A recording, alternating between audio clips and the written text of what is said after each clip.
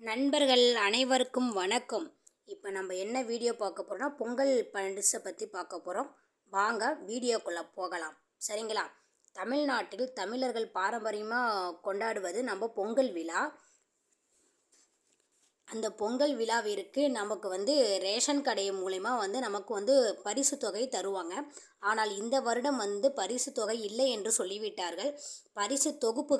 பரிசு தொகுப்புகள் என்றால் அரிசி, 1 கிலோ அரிசி, 1 கிலோ பச்சரிசி, 1 கிலோ சர்க்கரை மற்றும் ஒரு முழு கரும்பு, செங்கரும்பு அதை மட்டும் தருவேன் என்று சொல்லியிருக்கார்கள். அதற்கான டோக்கன் இப்பொழுது கொடுத்து கொண்டு இருக்கிறார்கள். அவரவர் வீட்டிலே சென்று ரேஷன் கடையில் இருப்பவர் அவரவர் வீட்டிற்கே சென்று அனைத்து குடும்ப அட்டைதாரர்களுக்கும் அனைத்து ரேஷன் குடும்ப அட்டைதாரர்களுக்கும் வீடு வீடாக சென்று டோக்கன் வழங்கப்பட்டு வருகிறது. எல்லோருக்கும் டோக்கன் கரெக்டாக வருமானு தெரியவில்லை. அதனால் டோக்கன் வராதவர்கள் ரேஷன் கடைக்கு நேரில் சென்று தங்கள் பொங்கல் பரிசுக்கான டோக்கனை பெற்றுக்கொள்ளுமாறு தமிழ்நாடு அரசு அறிவித்துள்ளது. ஒவ்வொரு வருடமும் பொங்கல் பரிசாக எப்பொழுதுமே ரூபாய் 1000 மற்றும் 1 கிலோ பச்சரிசி, 1 கிலோ சர்க்கரை, 1 முழு கரும்பு, ஏலக்காய், முந்திரி, திராட்சை போன்ற அனைத்து பொங்கல் பரிசுகளும் நமக்கு வழங்கப்படும். ஆனால் இந்த வருடம் என்னவென்றால் பொங்கல் பரிசை நிறுத்திவிட்டார்கள் தமிழ்நாடு அரசு.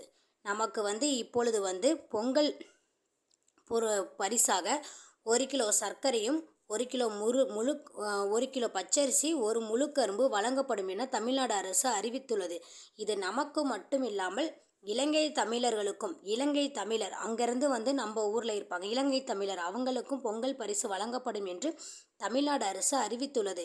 இதனால் தமிழ்நாடு அரசுக்கு 249.76 கோடி செலவாகும்னு சொல்லியிருக்கார்கள். இந்த வருடம் ஏனென்றால் நமக்கு உதவித்தொகை, நமக்கு பொங்கல் பரிசு தொகை வரவில்லை என்றால் அவர்களிடம் பணம் இல்லை அப்படின்னு சொல்லி இருக்கிறார்கள். எப்பொழுதுமே பொங்கல் பரிசு தொகுப்பு அனைத்து ரேஷன் அட்டைதாரர்களுக்கும் 1000 வழங்கப்படும். இந்த வருடம் இல்லை என்பதால் ஏழை எளிய மக்களுக்கு ரொம்ப கவலையாக இருந்திருக்கும். அனைத்து ரேஷன் அட்டைதாரர்களும் மகளிர் உதவித்தொகையோடு சேர்ந்து 2000 வரும் என்று நினைத்து விட்டார்கள்.